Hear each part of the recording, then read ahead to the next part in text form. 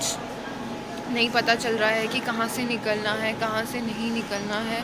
So please हम government को request कर रहे हैं कि प्लीज़ जल्द से जल्द हमारे लिए कोई हेल्प भेजें। यहाँ की हालत अभी हम आपको दिखाते हैं। जैसे कि अब आप देख सकते हैं यहाँ की हालत, लोग देखो यहाँ पे कैसे ग्राउंड पे सो रहे हैं। सारे स्टूडेंट्स हैं बीच बीच में और इंडियन स्टूडेंट्स हैं, और ये सब वेट कर रहे हैं कि कब इनको इन्फो आएगी एम्बेसी से और ये बाहर निकल पाएंगे।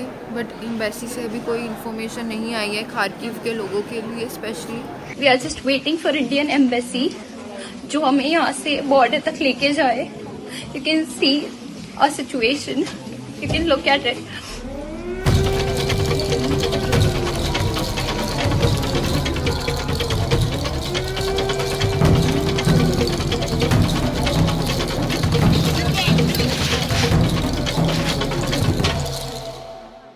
नमस्कार, मैं रवीश कुमार। 24 फरवरी को रूस ने यूक्रेन पर हमला बोला, लेकिन 4 दिनों की तबाही के बाद भी रूस यूक्रेन पर कब्जा नहीं कर पाया है। ऐसी खबरें हैं कि यूक्रेन ने भी मुकाबला किया, बड़ी संख्या में रूसी सैनिक मारे गए हैं, उसके लड़ाकू विमान भी गिराए गए हैं। इसके बाद भी यह भी देखा जा रहा है कि यूक्रेन की सड़कों पर रूसी सेना के टैंक बेरोक टोक चल रहे हैं। यूक्रेन ने अपील की है कि उसे तुरंत यूरोपियन यूनियन में शामिल किया जाए। इस अपील के जरिए यूक्रेन बताना चाह रहा है कि वह रूस के मनोवैज्ञानिक दबाव में नहीं आया है, और यूरोपियन यूनियन को बता रहा है कि अगर इन चीजों को लेकर झगड़ा हुआ है तो उसे औपचारिक रूप दे दिया जाए। जैसे कि आप देख रहे हैं यहाँ पे पश्चिमी मीडिया के कवरेज में यूक्रेन में फंसे 20,000 भारतीय छात्रों की कहानी को प्रमुख स्थान नहीं मिला है। वहां केवल भारत के ही नहीं, नाइजीरिया और चीन के भी छात्र फंसे हैं। मीडिया की खबरों के मुताबिक चीन के 6,000 छात्र यूक्रेन में हैं। चीन और भारत ने रूस से दूरी बनाते हुए भी सुरक्षा परिषद में उसके खिलाफ मतदान नहीं किया, लेकिन रूस ने उसके नागरिकों को क्या राहत दी? यूक्रेन में रह रहे चीन के राजदूत ने अपने छात्रों से कहा है कि किसी को घबराने और यहां से भागने की जरूरत नहीं। आखिर चीन के राजदूत किसके बूते अपने 6,000 छात्रों को ऐसा भरोसा दे रहे हैं? चीन के राजदूत ने कहा कि युद्ध के बाद निकालने का प्रयास करेगा। क्या चीन को अपने नागरिकों की चिंता नहीं, या उसे रूस पर कुछ ज्यादा ही भरोसा है कि उसके नागरिकों का यहां कुछ नहीं होगा?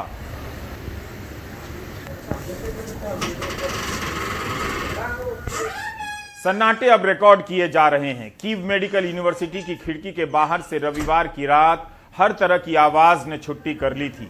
इसी यूनिवर्सिटी के हॉस्टल की दूसरी खिड़की यानी दूसरी तरफ से दिन का यह मंजर था।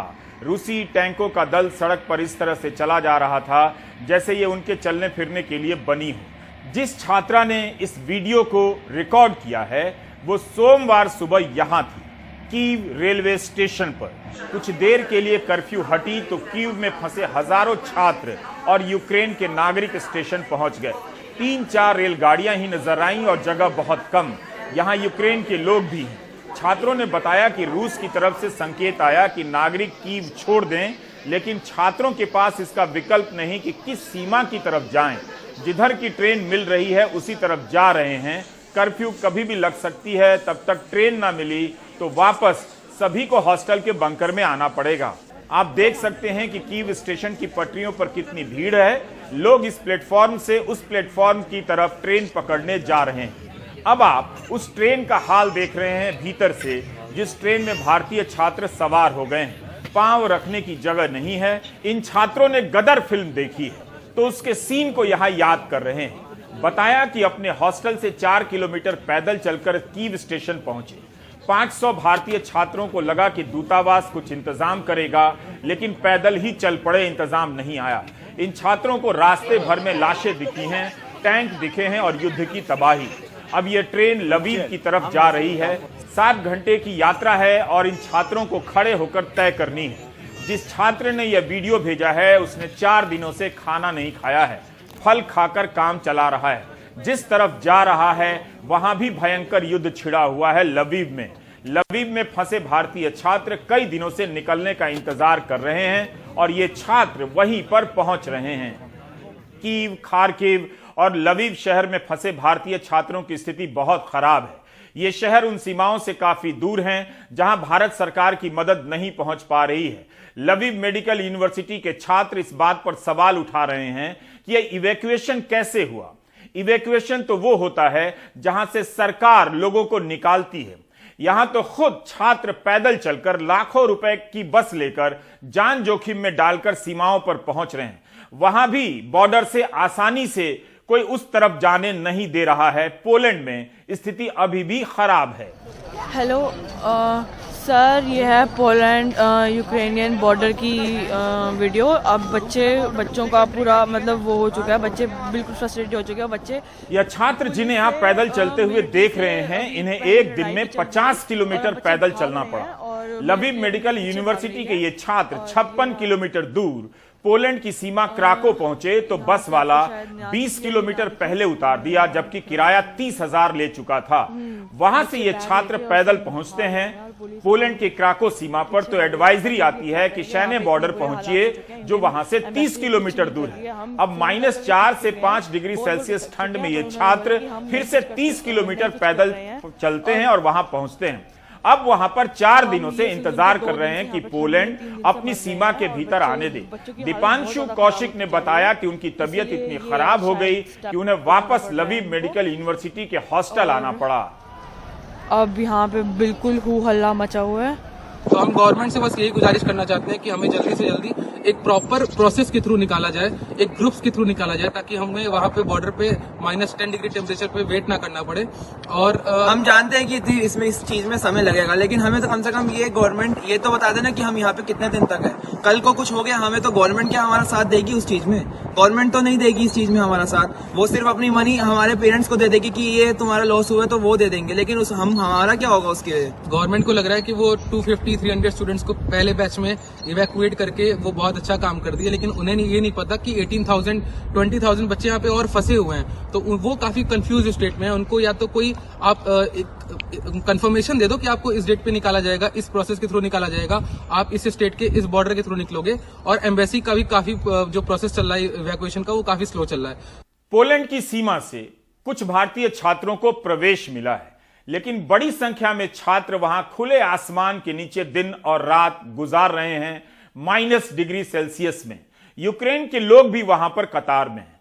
पोलैंड के राजदूत जो भारत में हैं कह रहे हैं कि भारतीय छात्रों की मदद की जाएगी, लेकिन वक्त काफी लग रहा है। कोई रात कैसे इस -डिग्री सेल्सियस में, -4 डिग्री सेल्सियस में गुजार सकता है?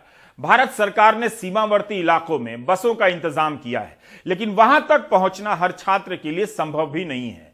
दूसरा, युद्ध के हालात में दूतावास के पास भी बस वगैरह के इंतजाम के विकल्प सीमित होते हैं, नहीं होते हैं। छात्रों का कहना है कि दूतावास की तरफ से कहा गया है कि खुद अपना इंतजाम कर किसी तरह से सीमाओं की तरफ पहुंचिए। सरकार भी अपनी तरफ से प्रयास कर रही है। जो छात्र इन शहरों से हंगरी या रोमानिया की सीमा तक बस के जरिए निकले हैं, उन्होंने 4 से 5 लाख रुपए दिए हैं। यही नहीं, बहुत से छात्र 40 से 50 किलोमीटर तक पैदल भी चले हैं। खार्किव में रहने वाले छात्रों का कहना है कि कभी भी बम गिर सकता है, ऐसा लगता है। यहां रोमानिया बॉर्डर पर तापमान -4, -5, कभी -8 भी हो जाता है। बर्फ पड़ रही है। रोमानिया की सीमा पर पहुंचने के लिए यूक्रेन के साथ साथ भारतीय छात्र भी लाइनों में लगे। दिन और रात इन्हें ठंड में लाइन में लगना पड़ा है। 2 दिनों के बाद विजय सिंह और उनके साथियों का नंबर आ गया। वे रोमानिया की सीमा में प्रवेश कर गए हैं और अब भारत सरकार के भेजे विमान से भारत आ जाएंगे। विजय और 49 छात्रों ने 4.5 लाख रुपए में बस किराए पर ली और ओडेशा से यहां पहुंचे। बच्चे इवैक्यूएशन के लिए जब यहाँ पे एम्बेसी से रिक्वेस्ट किए, तो एम्बेसी ने बोला कि आपके लिए हम यहाँ पे यूनिवर्सिटी में बात करते हैं ताकि आप लोग इंडिया में जा सकें और आपको कोई प्रॉब्लम ना हो। और सर सिचुएशन ऐसी है कि यहाँ पे कुछ बच्चे जो है बहुत पहले घर जा चुके थे और कुछ बच्चे अभी तक घर नहीं गए थे। और जो बच्चे घर नहीं गए थे सर, सिचुएशन क्रिटिकल होने की वजह से उन बच्चों को निकाला गया है यहाँ पे जबरदस्ती। और यहाँ पे बच्चे सर कहने तो लोग बोलते हैं कि यहाँ पे जो है सब गवर्नमेंट कर रही है, सब गवर्नमेंट के एक्सपेंस होता है। सर ऐसा कुछ भी नहीं है। यहाँ पे जो भी प्रॉब्लम बच्चे झेलते हैं वो खुद के एक्सपेंस होता है उनका। यहाँ पे उड़ीसा से बच्चे आए हैं 49 स्टूडेंट्स जो कि रोमानिया बॉर्डर क्रॉस करने के लिए इधर आए हैं ताकि हम लोग यहाँ पे इजीली रोमानिया से इंडिया जा सके, ठीक है। और 49 स्टूडेंट जो बस से आए सर, ना तो उसका खर्चा कोई एम्बेसी दी है, ना हमारी यूनिवर्सिटी दी है, ना उसका कोई रिस्पॉन्सिबिलिटी कोई दी है। और सारा जिम्मेदारी जो है सर उसकी, जो जितने भी पैसे लगे सर, 4.5 लाख रुपये सर बस का किराया लगा, ठीक है। और इतना एक बार में सर एक्सपेंस जो है करना खुद के लिए सर एक अफोर्डेबल नहीं लगता सर, क्योंकि यहाँ पे आप समझते हैं कि जो वैल्यू, जो महंगाई है दिन वो बहुत ज़्यादा है सर यहाँ पे इंडिया कंपेयर में। और सबसे बड़ी चीज़ यहाँ पे है कि जब हम यहाँ पे आप ही आ गए यहाँ पे यहाँ के बॉर्डर पे हम, और सर यहाँ के बॉर्डर पे आने के बाद भी हमारी कोई मदद नहीं की गई, ना तो हमें कोई एम्बेसी का कोई बंदा मिला यहाँ पे जो हमें यहाँ पे पिकअप कर सके। और सबसे पहले जब हम लोगों ने उनसे बात किया तो उन्होंने बोला ठीक है सर हम आपकी मदद करेंगे, बट यहाँ पे आने को सर यहाँ पे ऐसा कोई बंदा नहीं था जो हमारी मदद कर सकता। अभी तक 6 विमानों से 1200 के करीब भारतीय छात्र यहां लाए जा चुके हैं। यह संख्या धीरे धीरे बढ़ती जा रही है। भारत सरकार ने कई मंत्रियों को यूक्रेन की सीमाओं से लगे देशों में भेजने का निर्णय किया है। यह एक अच्छा कदम है, लेकिन पहले उठाना चाहिए था। विदेश मंत्रालय ने ओपी गंगा नाम से ट्विटर हैंडल बनाया है, जिस पर विदेश मंत्रालय लोगों को व्यक्तिगत रूप से जवाब दे रहा है। यह काम भी पहले होना चाहिए था। परेशान मां बाप तक सूचनाएं पहुंचती तो बेहतर रहता। उनकी हालत इस वक्त बहुत खराब है। भारत में यूक्रेन के राजदूत कह रहे हैं कि वे निजी संबंधों का भी इस्तेमाल कर छात्रों की मदद कर रहे हैं, लेकिन मदद पहुंचती दिख नहीं रही। In case with the Indian students, me and my deputy are trying to use even our personal contacts, unofficial personal contacts, to try to mitigate this problem. 12 फरवरी तक 1 दर्जन देशों ने अपने नागरिकों से कह दिया था कि 24 से 48 घंटे के भीतर यूक्रेन छोड़ दीजिए। यूक्रेन के हालात को देखकर भारतीय छात्र जनवरी महीने से ही ट्वीट करने लगे थे। हमने ट्विटर पर कुछ ट्वीट खंगाले। 24-25 जनवरी से ही छात्र विदेश मंत्रालय और यूक्रेन दूतावास के हैंडल को टैग कर लिखने लगे कि सभी देश अपने नागरिकों को जाने के लिए कह रहे हैं, हमें क्या करना चाहिए जल्दी बताइए। 25 जनवरी से भारतीय दूतावास ने पंजीकरण शुरू किया, लेकिन 15 फरवरी को अस्थायी तौर पर यूक्रेन छोड़ने की एडवाइजरी जारी हुई। कई छात्र इसे देरी मानते हैं।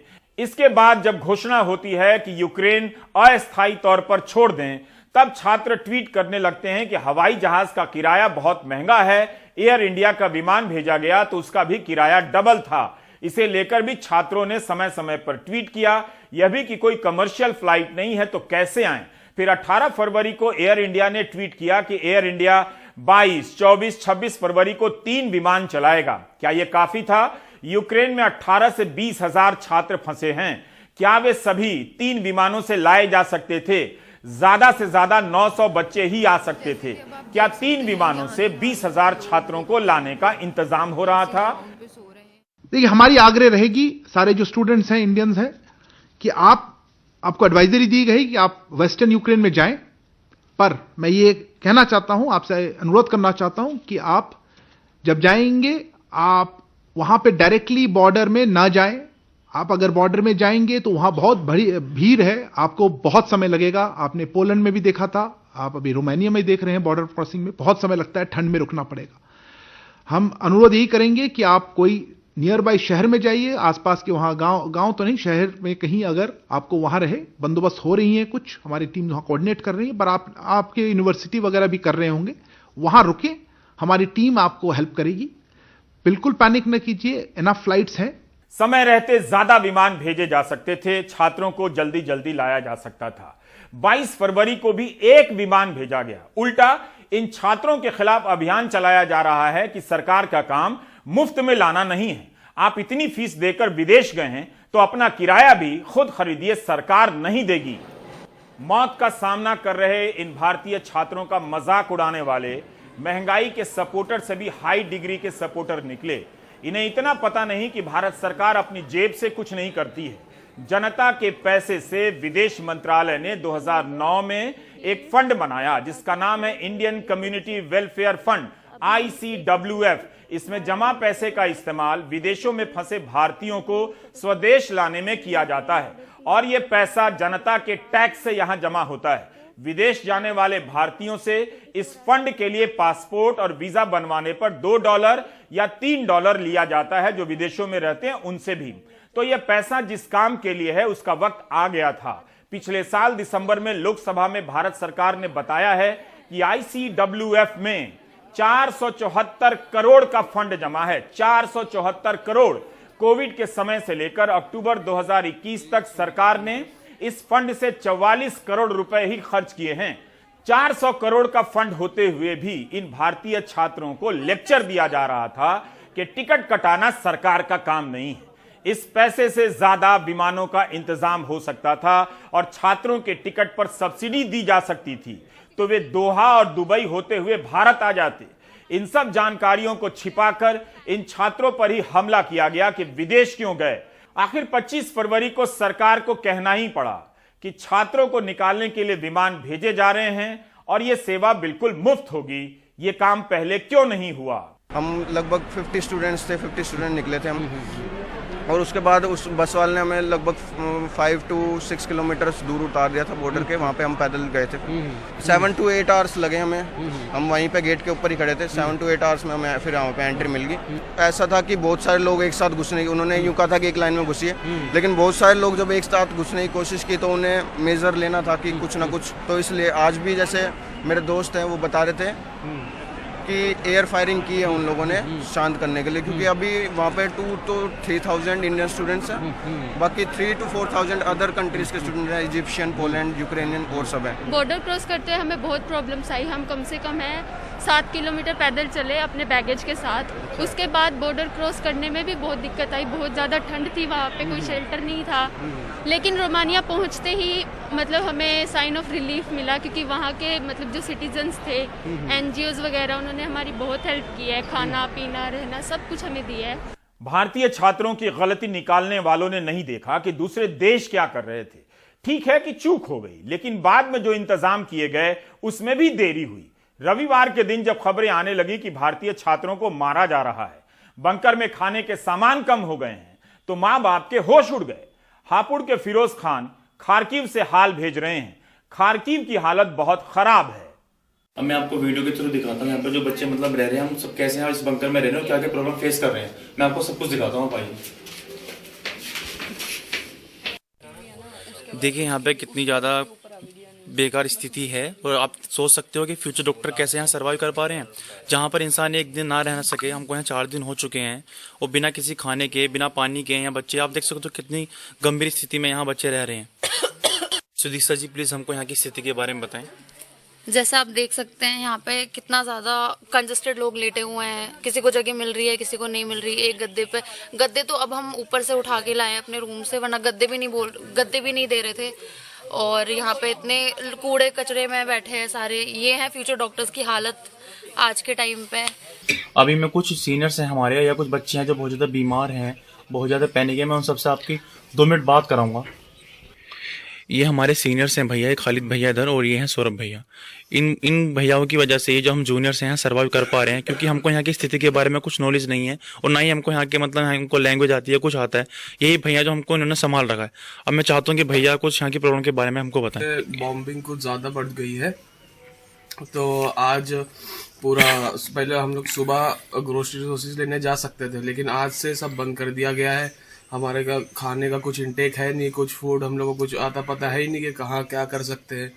तो अभी ज़्यादा दिक्कत बढ़ चुकी है। ये एक भैया है हमारे, इनको रात से काफ़ी ज़्यादा फीवर हो चुका है। मेडिसिन यहाँ पे अवेलेबल है नहीं, सुबह से ये उठे भी नहीं है अपनी जगह से, जैसे कैसी है, खाना भी नहीं मिला है भैया को, पैसा भी नहीं है। ATM में पूरा पैसा खत्म हो चुका है। हम लोग कैश निकालने गए थे, हम लोग कुछ किसी को भी कुछ दिक्कत रहे कैश निकालने गए थे, लेकिन ATM में भी पैसा खत्म हो चुका है। हमको समझ में नहीं आ रहा हम क्या करें। एम्बेसी वाले लोग के हम लोग को कुछ अपडेट है नहीं, एम्बेसी वाले कुछ नहीं कर रहे हैं। उसी तरह सुमी शहर में फंसे भारतीय छात्रों का भी वक्त निकला जा रहा है। दुकानों में खाने पीने की चीजें नहीं हैं, ATM में पैसे नहीं हैं। यह कहानियां बता रही हैं कि अभी भी हजारों छात्र उस जगह से दूर हैं जहां भारत सरकार ने मदद की व्यवस्था की है।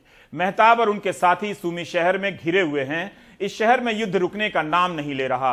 मैं मेहताब यूक्रेन सुमी से और दीवान भी आया साथ में, और यहाँ देख रहे हैं हम लोग बंकर्स में रोज़ ऐसे ही लेटते हैं। ऐसी ज़िंदगी, ऐसी जद्दोजहद है हम लोगों की। हर टाइम का सायरन्स की आवाज़ सुनो और बंकर्स में आकर ऐसे ही लेटे रहो। ऐसा लगता है कि अनाथ आश्रम में छोड़ दिया गया है हम लोगों को। इधर देखिए सारे लेटे हुए बंकर्स में, सारे लेटे हुए हैं। यही है ज़िंदगी हम लोगों की बंकर्स की। आप ऊपर देखो क्या क्या है, ये सब टायर्स, ये सब।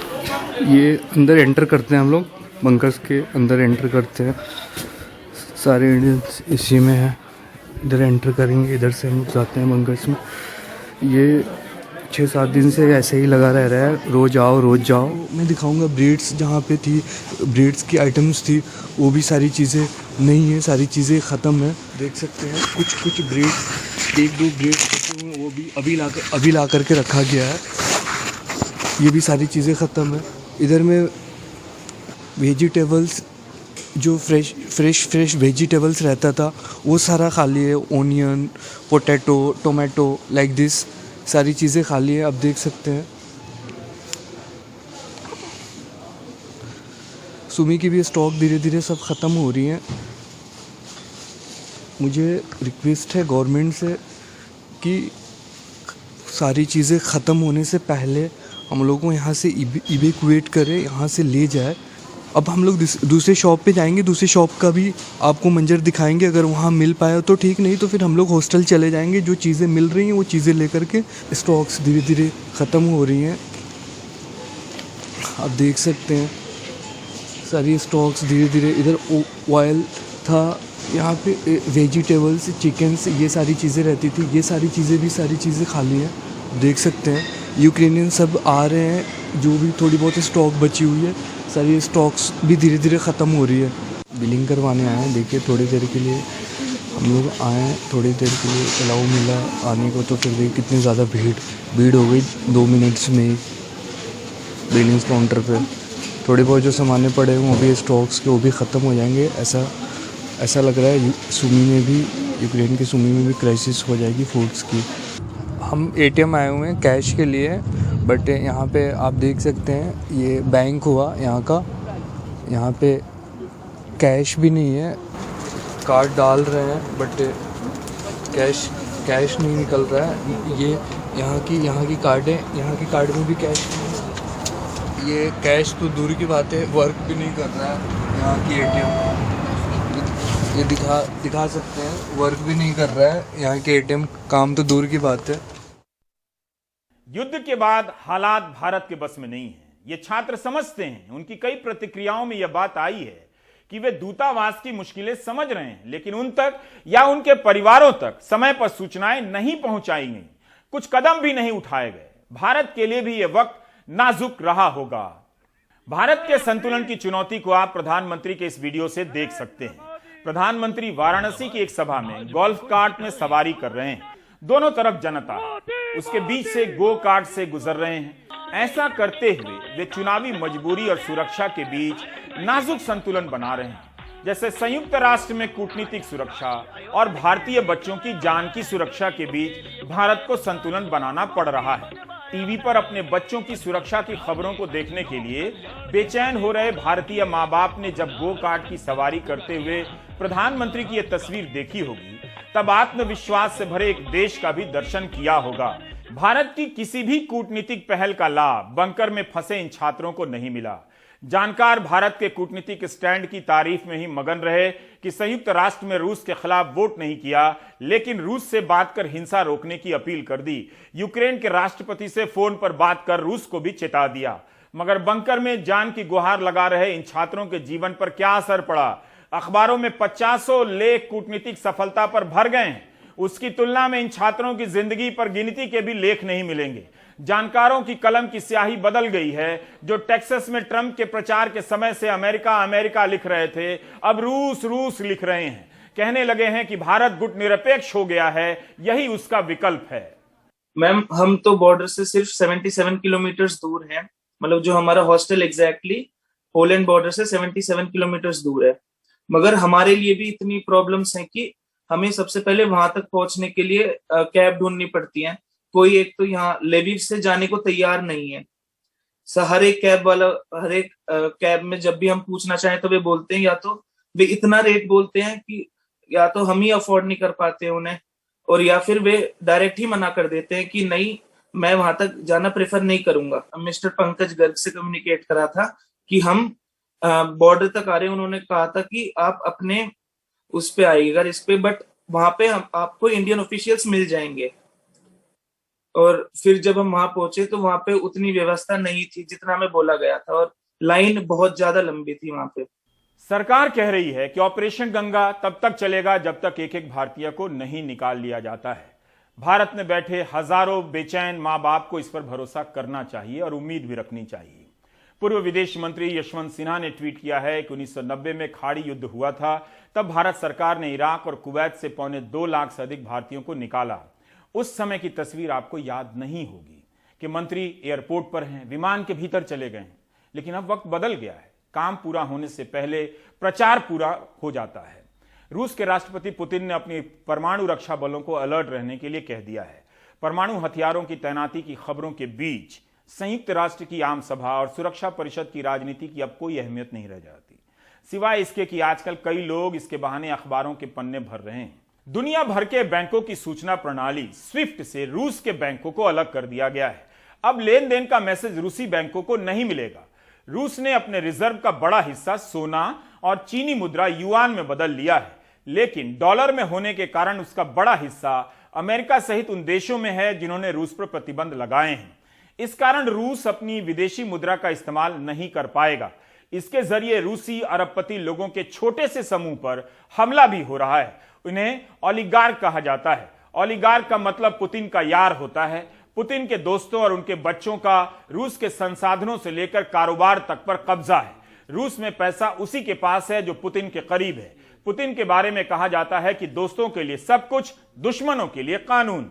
क्या पश्चिम के इन प्रतिबंधों से पुतिन के यार पूंजीपति उनसे अलग हो पाएंगे? इन मुट्ठी भर पूंजीपतियों का कारोबार उन देशों में भी है जो इस समय रूस पर आर्थिक प्रतिबंध लगा रहे हैं। एक सवाल और है, क्या पश्चिम और अमेरिका ने तब नहीं देखा जब यही ओलिगार्क उनके देशों में कंपनियां खोल रहे थे और धंधा कर रहे थे? रूस के सेंट्रल बैंक ने ब्याज दरों को 9.5% से बढ़ाकर 20% कर दिया है। इससे वहां की EMI पर जीने वाली जनता में तबाही आने वाली है। रूस के एक बैंक स्पेयर बैंक ने अगले 10 दिनों तक निवेश के खातों से निकासी पर रोक लगा दी है। रूसी मुद्रा रूबल 40% कमजोर हो चुकी है।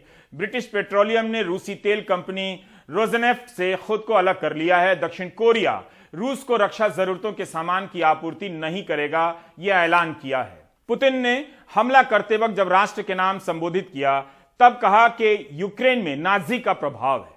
उसकी सेना नाजियों से भरी पड़ी है जिसे वह सबक सिखाना चाहता है। तब इसके जवाब में यूक्रेन के राष्ट्रपति जेलेंस्की ने कहा कि वे यहूदी हैं और उनके दादा के 3 भाइयों को जर्मनी की नाजी सेना ने कत्ल कर दिया। आज हम नाजी एंगल के बारे में बात करना चाहते हैं। यूक्रेन में हर साल 1 जनवरी को नाजी दौर के एक फासिस्ट स्टीफन बांदेरा के सम्मान में कई कार्यक्रम आयोजित होते हैं। इस साल भी हुए। 1959 में सोवियत एजेंटों ने बांदेरा की हत्या कर दी थी। यूक्रेन के लोग इसे राष्ट्र नायक के रूप में देखते हैं तो इजराइल और पोलैंड के लोग मानते हैं कि बांदेरा ने यहूदी और पोलिश लोगों पर बहुत जुल्म किए। 2014 में यूक्रेन के राष्ट्रपति यानुकोविच को पद से बेदखल किया गया।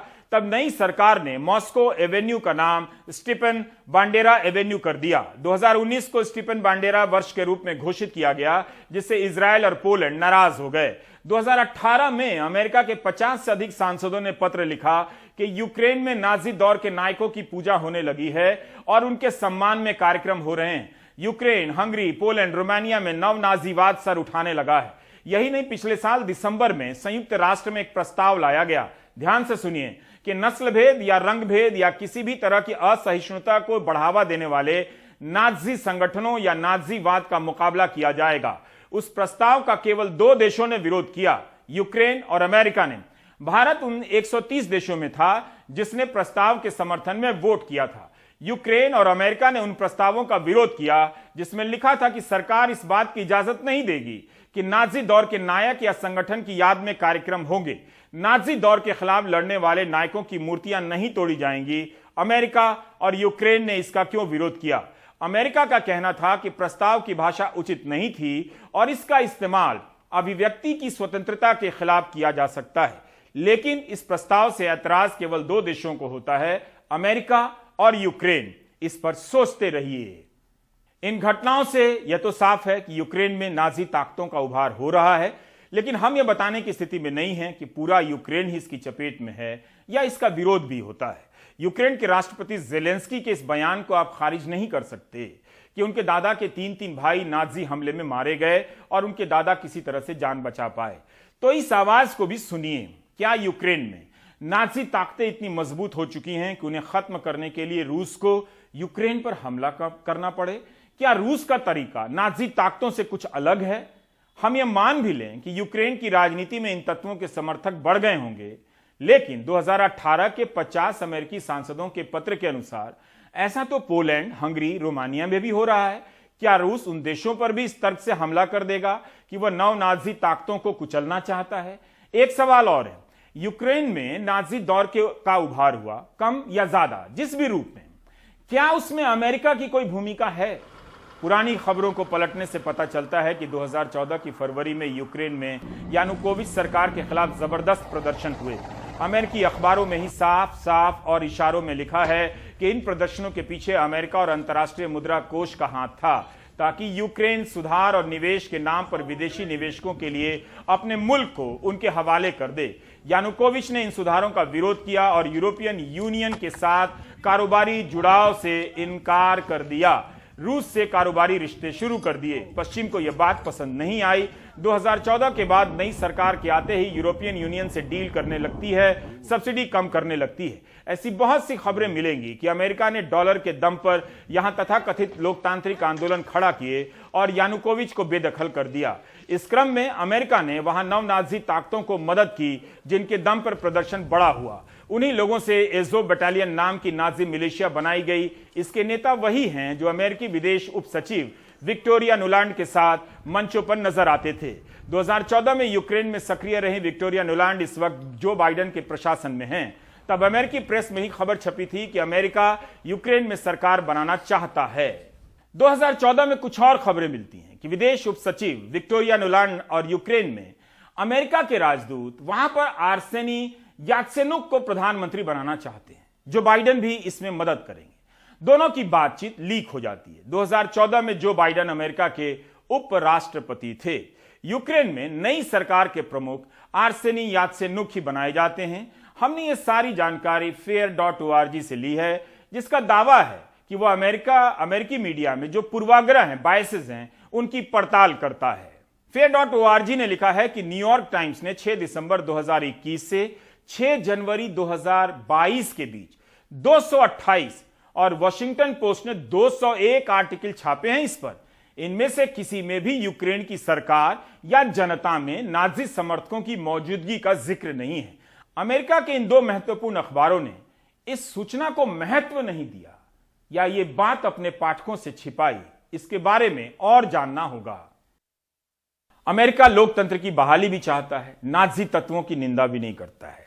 पुरानी खबरों से पता चलता है कि 2014 में अमेरिका यूरोपियन यूनियन को भी किनारे कर अपनी दखल बढ़ाना चाहता था यूक्रेन में। आप इन किस्सों से यह जानते हैं कि अमेरिका जो दावा कर रहा है वो कितना पवित्र है और कितना तर्कसंगत है। इसका मतलब यह नहीं कि रूस का हमला सही है। रूस अभी तक यही कहता रहा कि यूक्रेन को नेटो का सदस्य बनाया जा रहा है, लेकिन आज तक नेटो ने सदस्य ही नहीं बनाया। अमेरिकी अखबारों और जानकारों ने इस पहलू को ठीक से उजागर किया है कि अमेरिका ने नेटो के विस्तार की बात कर रूस को लगातार उकसाया है और असुरक्षित किया है। अमेरिका ने वादा किया था कि नेटो का विस्तार रूस की सीमा की तरफ नहीं करेगा। तब क्यों किया?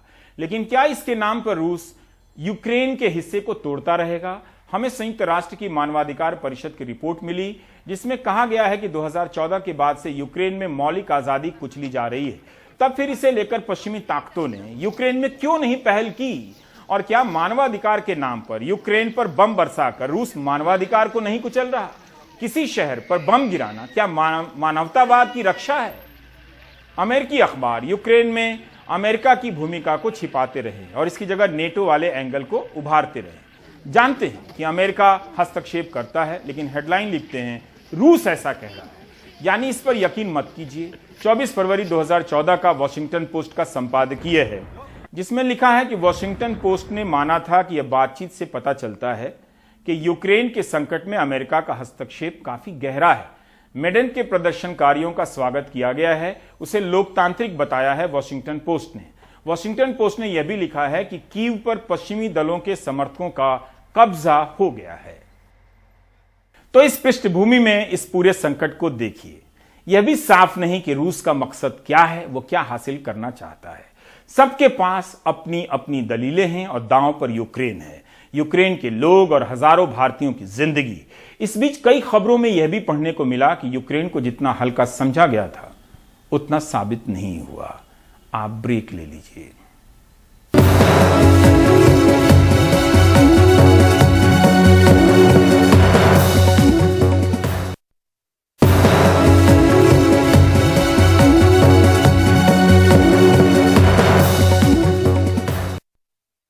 और अब उन आवाजों को देखिए जो दुनिया भर में इस युद्ध के खिलाफ निकले हैं। जब भी कहीं युद्ध होता है, ये लोग युद्ध के खिलाफ निकलते हैं, इनका मजाक उड़ाया जाता है। कम से कम भारतीय मां बाप जिनके बच्चे यूक्रेन में फंसे हैं, वे आज समझ पा रहे होंगे कि ये चंद लोग कितना जरूरी काम कर रहे हैं।